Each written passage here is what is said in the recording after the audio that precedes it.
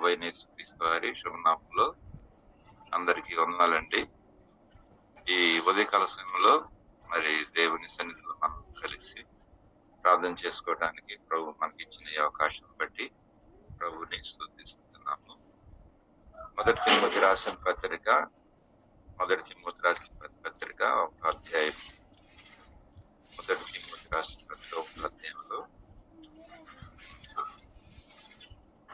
1వ వచనం 2వ వచనం చదువు. మొదటి తిమోతి 1వ అధ్యాయం 1వ వచనం. విశ్వాసమును బట్టి నా నిజ కుమారుడు వగు తిమోతికి శుభమని చెప్పి వ్రాయినది. తండ్రి అయిన దేవుని నుండి ప్రభువైన యేసుక్రీస్తు నుండి కృపయు కనికరములను సమాధానములు నీకు కలుగును గాక. విశ్వాసమును బట్టి నా నిజ కుమారుడు వగు తిమోతికి శుభమని చెప్పి వ్రాయినది. చిన్న భాగాన్ని దేవుడు మన కొరకే దీవించి ఆశీర్వదించుతాడు. ఇక్కడ అపోస్తలుడైన పౌలు తిమోతికి ఈ పత్రిక రాసేటప్పుడు విశ్వాసమును బట్టి నా నిజ కుమారుడగు తిమోతి అని, విశ్వాసం అనేది ఇక్కడ బంధకమును ఎంత గొప్పదిగా చేస్తుందో అనేది మనం చూస్తున్నాం. నా నిజ కుమారుడగు తిమోతి అని చక్కని వర్తమానం దేవుడు మనకి అందిస్తున్నాడు. కాబట్టి ఈ విశ్వాసమును బట్టి నువ్వు నాకు కుమారుడుగా ఉన్నావు, మరి దాన్ని బట్టి మరి నీకు కృపయు కనికరములు సమాధానములను నీకు విస్తరించును కాక అని దేవుని వలన కలిగే ఈ దీవెనలు నీకుంటాయి అని ప్రభువైన యేసుక్రీస్తు వారు మరి సెలవిస్తూ ఉన్నారు అన్నమాట. కానీ విశ్వాసం అనేది చాలా ప్రాముఖ్యమైనటువంటి విశ్వాసం మన యాత్ర జీవితంలో, ప్రభునందు దైనందిన జీవితంలో ఈ విశ్వాసం అనేది ఎంతో పాత్రను వహిస్తుంది. రెండవది, విశ్వాసము ద్వారానే మనం ఏం చేసినది కూడా విశ్వాసము ద్వారానే చేయాలి. విశ్వాసం లేకుండా చేసేది, విశ్వాసము కానిదేదో అది పాపం అని చెప్పబడుతుంది. విశ్వాస సంబంధమైనదే అది దేవునికి సరైనదిగా ఉంటుంది. విశ్వాసం సంబంధము కానిదేదో అది పాపము అని చెప్పబడుతుంది అన్నమాట. అయితే విశ్వాసము దేవుడు మనకి అనుగ్రహించాడు. మనం ఈ రోజు విశ్వాసంతో మనం జీవిస్తూ ఉన్నాం. విశ్వాసవంతులు అని చెప్పుకుంటున్నాం. అనేకులు వీరు దేవుని యందు విశ్వసించిన వారు అని అది సాక్ష్యం ఇస్తూ ఉన్నారు. గొప్పదే, మంచిదే అన్నమాట. అయితే దేవునిలో పరిశుద్ధ గ్రంథంలో మనం చూస్తే మరి ఆ విశ్వాసాల్లో చాలా రకాలు ఉంటున్నాయి. అసాధారణమైన విశ్వాసం అని, కొండలను పెకలింప చేయగల విశ్వాసం అని, ఎదిరించే విశ్వాసం అని, సహించే విశ్వాసం అని, గొప్ప విశ్వాసం అని, క్రియలు లేని విశ్వాసం అని, విశ్వాసం అనేటువంటిది ఒక వరం అని, మరి రకరకాల విశ్వాసం గురించి బైబిల్ చెబుతుంది. అసాధారణ విశ్వాసం అంటే నిజంగా యెహోషువ సూర్యచంద్రులను ఆపాడు విశ్వాసం ద్వారానే. షడ్రకు మేషకు అబేద్నెగోలు వారు అగ్నిగంధకంలో అది అగ్నిగుండంలో పడవేయబడి వారు కాలిపోలేదు. దానియేలు సింహాల గుహలో వేయబడినా గాని చంపబడలేదు. ఏలియా వర్షం కురిపించి తన అచంచలమైన విశ్వాసాన్ని, అసాధారణమైన విశ్వాసాన్ని వారు అందరూ కూడా రుజువు చేసినట్లుగా అంటాం. అసాధారణమైన విశ్వాసం. తర్వాత కొండలను పెకలింప చేయగలిగినటువంటి విశ్వాసం. కాబట్టి ఈ విశ్వాసాలు ఇలాంటివిగా ఉంటూ ఉన్నాయి. అయితే ఈ రోజున మనం ఉంచే విశ్వాసం ఏ విశ్వాసం, దేవుడు ఏ విశ్వాసం కావాలని ప్రభు కోరుతున్నాడు అనేది మనం చూస్తే నిజంగా మరి మన విశ్వాసం గొప్పదైన విశ్వాసముగా ఉండాలని, మరి క్రియలు కలిగిన విశ్వాసంగా ఉండాలని, దేవుని వరముతో కూడిన విశ్వాసంగా ఉండాలని, మరి శక్తులను ఎదిరించే విశ్వాసంగా ఉండాలని, మరి దురాత్మ శక్తులను ఎదిరించే విశ్వాసంగా ఉండాలని, తర్వాత మనకొచ్చే పరీక్ష పరిశోధనలన్నిటిలో కూడా సహించేటువంటి విశ్వాసంగా ఉండాలని, తర్వాత మరి ఆ, అవసరమైతే కొండలను పెకలింప చేయగల శక్తి పరిపూర్ణమైనటువంటి విశ్వాసంగా ఉండాలని దేవుడు మన విశ్వాసాన్ని కోరుతూ ఉన్నాడు. కాబట్టి విశ్వాసం అనేది చాలా ప్రాముఖ్యమైనది. చూడండి, ద్వితోపదేశ కాండములో 32వ అధ్యాయము, ద్వితోపదేశ కాండం 32వ అధ్యాయము 20 వచనం చదువుతాం. ద్వితోపదేశ కాండం 32 20వ వాక్యం చదువుతున్నాం. చూడండి, ఆయన ఇట్లా అనుకొనెను, నేను వారికి విముఖుడనై వారి కడపటి స్థితి ఏమగునో చూసేదను. వారు మూర్ఖ చిత్తము గలవారు, విశ్వాసం లేని పిల్లలు. వారు దైవము కాని దాని వలన నాకు రోషము పుట్టించిరి. తమ వ్యర్థ ప్రవర్తన వలన నాకు ఆగ్రహం పుట్టించిరి. కాబట్టి జనము కాని వారి వలన వారికి రోషము పుట్టింతును, అవివేక జనం వలన వారికి కోపం పుట్టింతును. ఇక్కడ దేవుడికి ఇంత కోపం ఎందుకు వస్తుంది అంటే, మరి నిజంగా వారు ఎలా ఉన్నారంట, మూర్ఖ చిత్తులు గల విశ్వాసము లేని పిల్లలు, మూర్ఖులుగా ఉన్నారు. ఎన్నో సంగతులు, ఎన్నో సందర్భాలు వాళ్ళు ప్రభువులను చూశారు. ఎర్ర సముద్రం దాటారు, తర్వాత ఆహారము మన్నా కురిపిస్తే తిన్నారు, మాంసం కావాలంటే ఊరేడు పెట్టెలను ఇచ్చాడు. దేవుడు వారికి సకలేకం ఇచ్చాడు. వాళ్ళకి ఇవ్వలేదంటే ఏం లేదు, చెప్పు తెగిపోలేదు, కాలు మాయలేదు, తర్వాత బట్ట మాయలేదు. తర్వాత 40 సంవత్సరాలు వారు దేవుడు అన్ని గద్ద రెక్కల మీద మోసాడు. ఇంత చేసినా గానీ వాళ్ళు ఎలా ఉన్నారంటే మూర్ఖ చిత్తులుగా ఉన్నారంట. మూర్ఖ చిత్తులుగా ఉండవచ్చు. కాబట్టి మనం కూడా దేవుని వలన ఎన్నో దీవులను ఆశీర్వాదాలు పొందుతూ కూడా మనం మూర్ఖ చిత్తులుగా ఉంటాం. చాలాసార్లు మూర్ఖ చిత్తులుగా ఉంటారు. ఎంత మూర్ఖత వచ్చిందంటే చెప్పలేనంత మూర్ఖత మనుషుడు కనపరుస్తుంటాడు అన్నమాట. నిజంగా మూర్ఖ చిత్తులుగా ఉంటారు.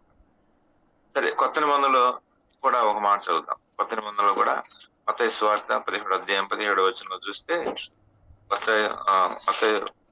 న్యూ టెస్టమెంట్ కూడా చూడొచ్చు. అది అన్నమాట, దేవుడు వారి విషయంలో ఎంతగా బాధపడుతున్నాడు. విశ్వాసమును వాళ్ళు చూడలేకపోయాడు, వాళ్ళలో చూడలేకపోయాడు, విశ్వాసాన్ని చూడలేకపోతే వచ్చాడు. 17:17లో మనం చూద్దాం.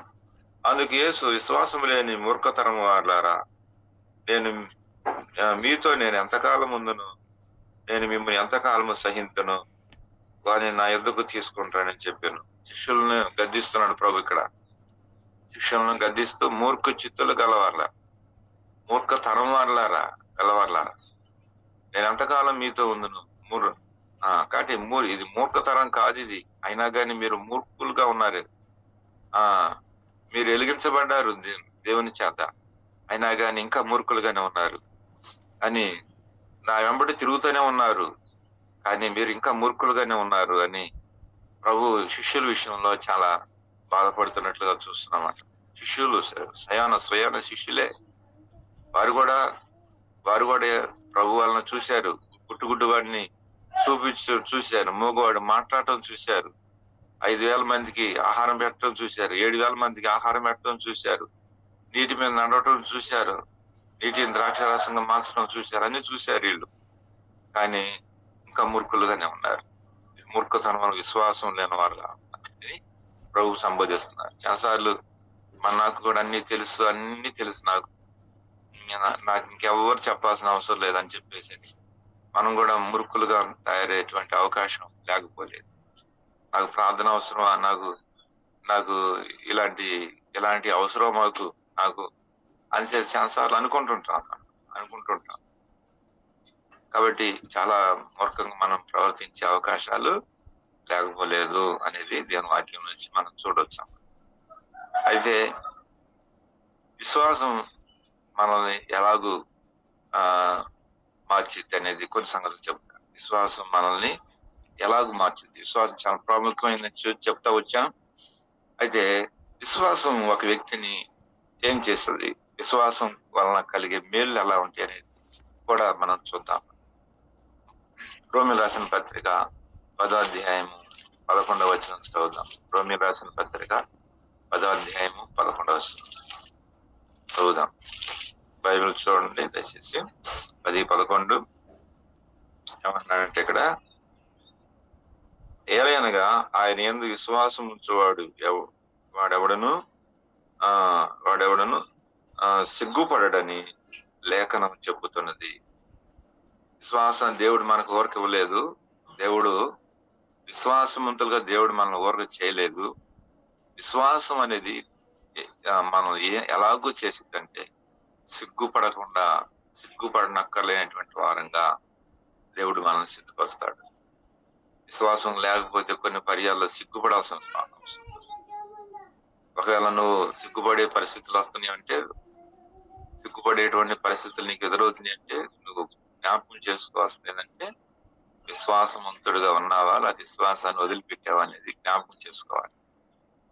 చాలా సార్లు మనం పరీక్షించుకోవాలి. విశ్వాసం మనం సిగ్గుపడుతున్నామని అంటే, చాలా మందికి సిగ్గు, అర్థం చేయాలని సిగ్గు, ప్రభు బిడ్డలతో పరిచర్యకి వెళ్ళాలన్న సిగ్గు, దేవుని ఇంట్లో దేవుని కార్యాలు పనులు చేయాలన్న సిగ్గు.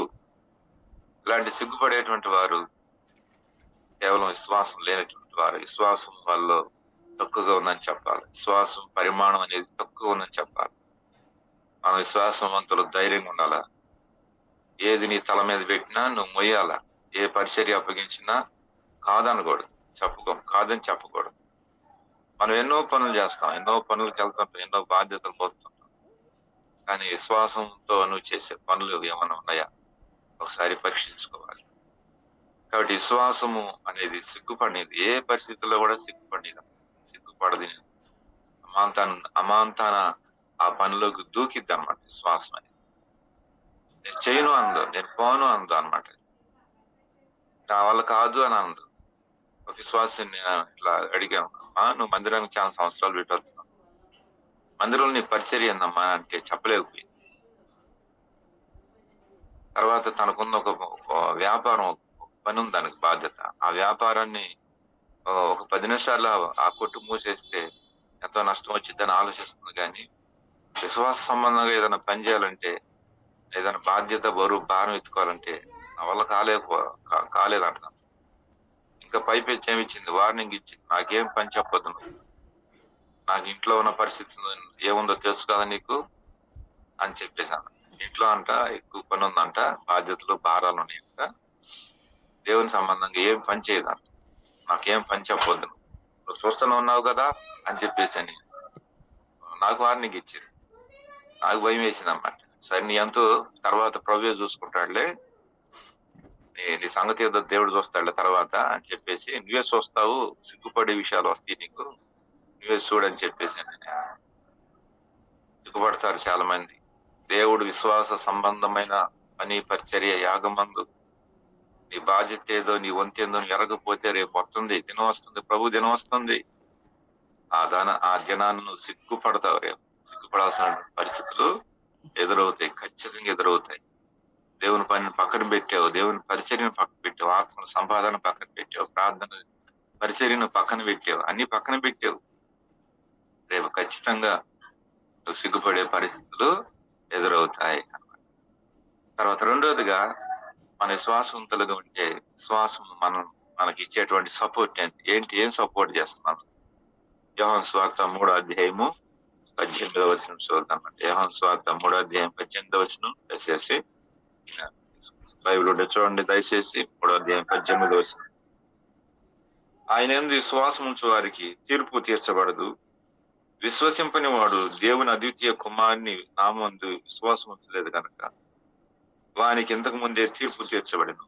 ఇక్కడ 2 సంగతులు. ఒకటి, తీర్పు తీర్చబడదు, రెండోది తీర్పు తీర్చబడుతుంది అని అన్నాడు. ఎవరికి అనంటే విశ్వాసంతో, ఆయన యందు విశ్వాసం ఉంచకపోతే. ఆయన యందు విశ్వాసం ఉంచకపోతే సిగ్గుపడాల్సిన పరిస్థితి వస్తుంది. విశ్వాసం అంటే ఏంటి అంటే, ఏదో విశ్వాసం అంటే విశ్వాసం ఉంచడం కాదు. విశ్వాసాన్ని, దేవుని పని, పరిచర్య, బాధ్యత, భారం, ఇవన్నీ విశ్వాసాలు, ఇవన్నీ విశ్వాసంతో చేసేవి. అవి విశ్వసించకపోతే సిగ్గుపడతావు. రెండోది, దేవుని ఆయన యందు విశ్వాసం ఉంచకపోతే రెండోది తీర్పులోకి వెళ్తావు, తీర్పు తీర్చబడతావు. అయితే మనం దేవుని యందు విశ్వాసం ఉంచాం కాబట్టి మనకు తీర్పు తీర్చబడదు. కొన్ని తీర్పులు ఉన్నాయి లేవు. దేవుళ్ళ సింహాసనం ఎదుట తీర్పు ఉంది. ఆ తీర్పులోకి వెళ్ళినప్పుడు నువ్వు తీర్పు తీర్చబడకుండా ఉండాలంటే నువ్వు విశ్వాసం ఉంచాలి, దేవుని యందు విశ్వాసం ఉంచాలి. విశ్వసించకపోతే నువ్వు తీర్పులోకి వెళ్తావు అనేది జ్ఞాపకం చేసుకో. తీర్పు ఎంత భయంకరమైందో జ్ఞాపకం చేసుకో. తీర్పు కడపటే తీర్పు ఉంది ఒకటి, అది చాలా భయంకరమైన పరిస్థితి. కాబట్టి ఆ విషయాన్ని మనం సరి చేసుకోవాల్సిన వారికి ఉంటాం. ఆ తీర్పు చాలా భయంకరంగా ఉంటుంది. కాబట్టి విశ్వసించాలి. ఈ రోజున దేవుడు ఆ తీర్పును తప్పించడానికే దేవుడు ఆయన మన తీర్పు ఆయన వేసుకొని ఆయన మనకు సమాధానం అనుగ్రహించాడు, నెమ్మది అనుగ్రహించాడు. కాబట్టి ఆయన యందు మనం విశ్వసించవలసిన వారుగా ఉంటున్నాం, జ్ఞాపకం చేసుకున్నాం. మూడోది, అపోస్తలుల కార్యములు 10:43 చదువు. అపోస్తలుల కార్యములు 10:43 10:43 చదువుతున్నాను. ఆయన విశ్వాసం ఉంచు వాడెవడో వాడు ఆయన నామం మూలముగా పాపక్షమాపణ పొందనని ప్రవక్తలందరూ ఆయన గురించి సాక్ష్యం ఇస్తున్నారని. చూసావా, ఇక్కడ మనం చూస్తాం పైన ఆ విషయాలను మనకు తెలుసు. ఆయన నామం విశ్వాసం ఉంచువాడెవడు వాడు ఆయన నామం మూలమున పాపక్షమాపణ పొందను. విశ్వాసము మనల్ని పాప క్షమాపణలోకి నడిపించింది. పాప క్షమాపణను పొందినట్లుగా అది మనల్ని సిద్ధపరిచింది. కొన్నేళ్ళ ఇంటికి వెళ్ళి పేతురు వాక్యం చెప్పినప్పుడు వారందరూ సహించారు. వారు అన్యులు, వారు దేవుని ఎరగనటువంటి వారు. పై భక్తి మాత్రమే ఉండాలి, కానీ వాళ్ళకి పాప క్షమాపణ అంటే ఏందో తెలియదు. పాప దైవజనుడు ఎప్పుడైతే వెళ్ళి వర్తమానం చెప్పారో వాళ్ళలో అచంచలమైన విశ్వాసం వచ్చింది. ఆ విశ్వాసం వలన వారు ఏమయ్యారంటే పాప క్షమాపణ పొందారు. ఇది మనందరికి తెలుసు ఇది విషయాన్ని. కాబట్టి విశ్వాసము మనల్ని పాప క్షమాపణలోకి నడిపిస్తూ ఉంది అన్నమాట. పాప క్షమాపణ పొందినట్లుగా దేవుడు సిద్ధపరుస్తుంది. మనం కూడా అనేకులు అలా సిద్ధపరచాలి, వాక్యాన్ని చెప్పాలి అనేకులు. ఆ దైవజనుడు పేతురు గారు వాక్యము ఉపదేశంతోడని వాళ్ళలోకి అచంచలమైన విశ్వాసం వచ్చేసింది. ఆ విశ్వాసం ఎలాగూ తీసుకెళ్ళినట్టు వారిని పాప క్షమాపణ పొందినంతగా తీసుకెళ్ళాము. వెంటనే పరిశుద్ధాత్మ వరం వారి మీద వచ్చింది. తర్వాత వారు బాప్తీసం పొందారు. తర్వాత వారు దేవుని ఆజ్ఞలను పాటిస్తూ కొద్ది రోజులు మళ్ళా దేవుని వాక్యం వినడానికి వారు ప్రయాసపడ్డారు. ఇవన్నీ మనం కింద ఎన్ని విషయాలను మాకు చూస్తున్నాయి, మనకు తెలుసు. కాబట్టి మరి పాప క్షమాపణ మనం పొందేటట్లుగా దేవుడు తీర్చబడతాం. తర్వాత గలతీ రాసిన పత్రిక 2:15 చదువుదాం. ఒక మాట. గలతీ రాసిన పత్రిక 2:15 చదువుదాం. 2:15. సరే, మనము జన్మ వలన యూదులమే గాని అన్ని జనులలో చేరిన పాపులము కాము. మనుషుడు యేసుక్రీస్తునందు విశ్వాసం వల్లనే ధర్మశాస్త్ర సంబంధమైన క్రియల మూలంగా నీతిమంతుడుగా తీర్చబడని ఎరిగి, మనం ధర్మశాస్త్ర సంబంధమైన క్రియల మూలంగా క్రీస్తునందు విశ్వాసం వల్లనే నీతిమంతులంగా తీర్చబడకై యేసుక్రీస్తునందు విశ్వాసం ఉంచి ఉన్నాము. చూసావా, వాళ్ళు ఏమనుకున్నాడు? మాకు వాక్యం ఉంది, దేవుడు ధర్మశాస్త్రం ఇచ్చారు అని అన్నారు. ధర్మశాస్త్రం ఏం చేసేది వాళ్ళని? ధర్మశాస్త్రం కేవలం నువ్వు తప్పు చేస్తే తప్పు చేసావు, నువ్వు నీతి యథార్థంగా ఉంటే నువ్వు నీతి మంతుడు అని అర్థం. అంతేగాని మరి ఆ నీతి మంతత్వంలోకి దాన్ని నడిపించలేదు. నువ్వు తప్పు చేసావు, తప్పు అంటే తప్పు అంటది, ఒప్పు అంటే ఒప్పు అంటది, అంత మట్టికి. కానీ నీతిమంతుడుగా తీర్చే గుణం దానికి లేదు.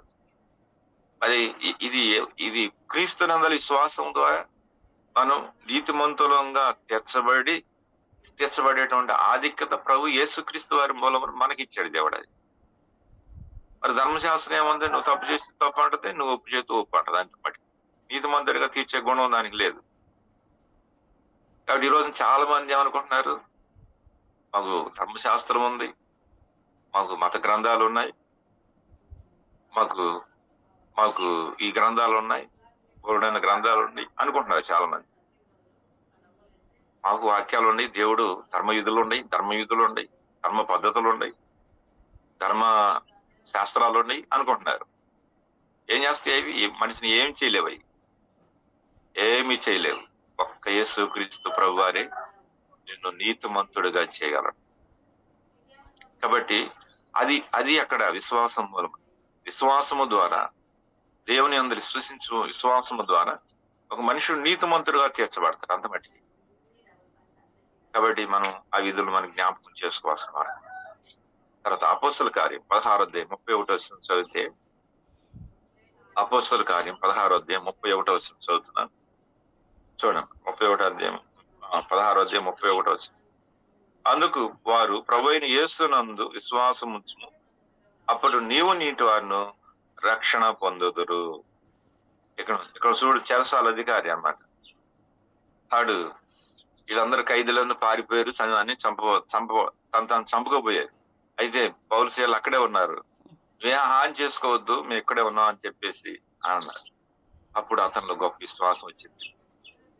ఆ విషయాలను చూసి, ఇంత జరిగినా గాని మీరు ఇక్కడే ఉన్నారు అంటే పారిపోకుండా, మీరు నమ్మిన దేవుడు ఎంత గొప్పడయ్యా.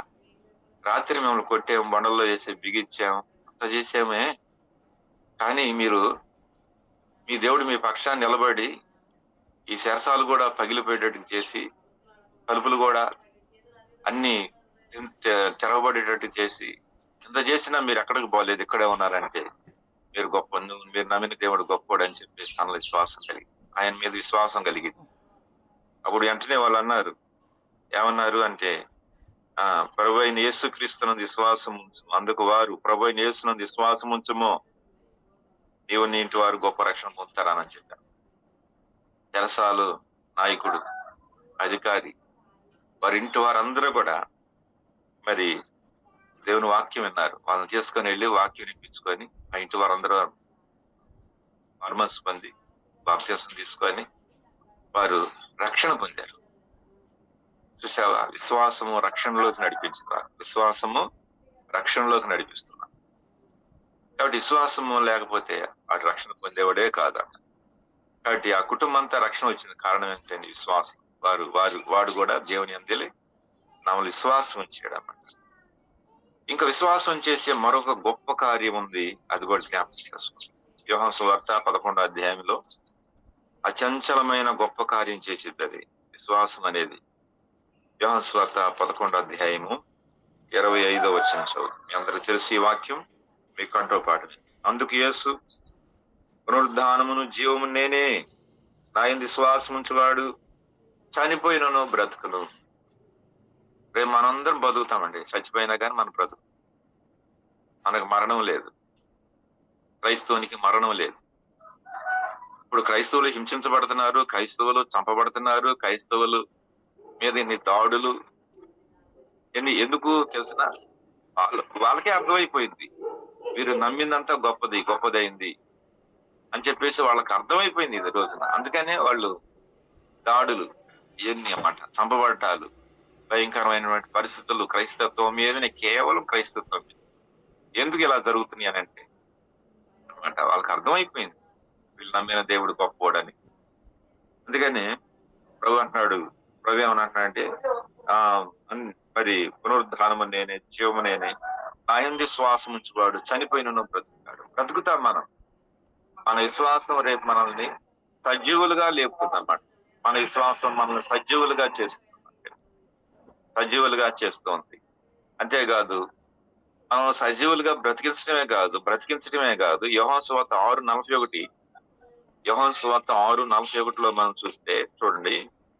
యోహాను సువార్త 6వ అధ్యాయం 41వ వచనం మనం చదివితే, కాబట్టి నేను పరలోకం నుండి దిగి వచ్చిన ఆహారమును ఆయన చెప్పినందున యూదులు ఆయన గురించి సనుకొనుచు. యోహాను సువార్త 6వ అధ్యాయం 41. కాబట్టి నేను పరలోకం నుండి దిగి వచ్చిన ఆహారమని ఆయన చెప్పినందున యూదులు ఆయన గురించి సనుగొనుచు ఆయన యేసేపు కుమారుడైన యేసేపు కుమారుడైన యేసు కాడా అని చెప్పి ఆ ఆ ఒక మాట ఉంటుంది ఇక్కడ. 47 వచనం, 47 అండి, 47 దయచేసి. విశ్వసించువాడే నిత్య జీవం కలవాడు, జీవాహారమును నేనే అన్నమాట. చూసావా? అంతేకాదు, తండ్రి నన్ను పంపిన తండ్రి వాడిని ఆకర్షించితేనే గాని ఎవడు నా ఎందుకు రాలేడు, అంత్యదినమ నేను వాడిని లేపుదును అని చెప్తూ 47 వచనంలో విశ్వసించువాడే నిత్య జీవం కలవాడు, జీవాహారము నేనే అంటాడనమాట. ఈ అధ్యాయం అంతా మనం చదివితే మనకి అర్థమయ్యేది ఏంటంటే, నేను నీకు జీవాన్ని ఇస్తాను, నీవే నిత్య జీవపు మాటలు గలవాడు, జీవాహారం నేనే అంటాడు. తర్వాత నా శరీరం నా రక్తం త్రాగువాడే నిత్య జీవం కలవాడు అంటాడు. నేను అంత్యజనం వాడిని లేపుదును అంటాడు. తర్వాత మీరు జీవిస్తారంటాడు. మీరు ఎల్లప్పుడూ ఈ ఆహారం తినవాడు ఎల్లప్పుడూ జీవించును అంటాడు. 63 వచనంలో ఆత్మీయ జీవింపచేయును, శరీరం కేవలం నిష్ప్రయోజనం అంటాడు. ఇదంతా జీవం అంటాడు. ఇక్కడ జీవము అంటాడు. ఇంతకీ ప్రభువు మనకి ఏమి ఇవ్వటానికి వచ్చాడంటే, ఆయన యందలి విశ్వాసం ద్వారా జీవాన్ని ఆయనలో మనకి జీవమును ప్రసాదించడానికి వచ్చాడు. మనం నిత్య జీవము కలవారు. ఈ రోజు చనిపోయిన దేవుని రాజ్యంలో యుగ యుగాలు ఆనందించి ఆ భాగ్యమును దేవుడు మనకు అనుగ్రహిస్తాడు. మనకు మరణం లేదు, నిత్య జీవం అన్నమాట. నా మాటలు విని నన్ను పంపిన వాడిని విశ్వాసం ఉంచువాడు నిత్య జీవం కలవాడు, వాడు తీర్పులోనికి రాక మరణములో నుండి జీవంలోకి దాటి ఉన్నాడని దేవుని వాక్యం సెలవిస్తాం. కాబట్టి ఈ రోజున మన విశ్వాసం ఏ పాటిది? మన విశ్వాసం సిగ్గుపడని విశ్వాసమేనా? తీర్పులోకి వెళ్లకుండా చేసే విశ్వాసమేనా? పాపక్షమాపణలోకి నడిపించిన విశ్వాసమేనా? నీతిమంతులుగా తీర్చే విశ్వాసమేనా? రక్షణ పొందినట్లుగా సిద్ధపరిచిన విశ్వాసమేనా? మనం బ్రతుకుతామా? మనం నిత్య జీవంలోకి వెళ్తామా రేపు? కాబట్టి మన విశ్వాసం దేవుడు ఎలాగ చేశాడు. కాబట్టి అందుకని అన్నాడు, అంత్యదినములో నేను విశ్వాసమును కనుగొందున భూమి మీద మనిషి కుమారుడు వచ్చినప్పుడు అని అన్నాడు ప్రభు. వచ్చే దినాల్లో విశ్వాసం భూమి మీద అక్రమ విస్తరించుడు చేట అనేకులు ప్రేమ చల్లారును, విశ్వాసము కూడా ఆరిపోతారండి. నేటి దినాలు భయంకరమైన దినాలు, విశ్వాసాన్ని వదిలేసుకున్నటువంటి దినాలు, విశ్వాసఘాతుకులైనటువంటి దినాలుగా ఉన్నాం, విశ్వాసఘాతులుగా ఉన్నటువంటి దినాల్లో ఉంటున్నాం. కాబట్టి వాళ్ళు యేసుప్రభు శిష్యులు స్వయాన అన్నారు, అయ్యా మా విశ్వాసాన్ని వృద్ధి చేయని ప్రార్థన చేశారు వాళ్ళు. కాబట్టి మన విశ్వాసం కూడా వృద్ధి కావాలని మనం కూడా ప్రార్థన చేస్తాం. అటు కృప దేవుడు మనందరికీ దయచేయనుగా. Praise lord. దేవునికి ప్రైజ్ ది లార్డ్ అన్న. మరి వాక్యం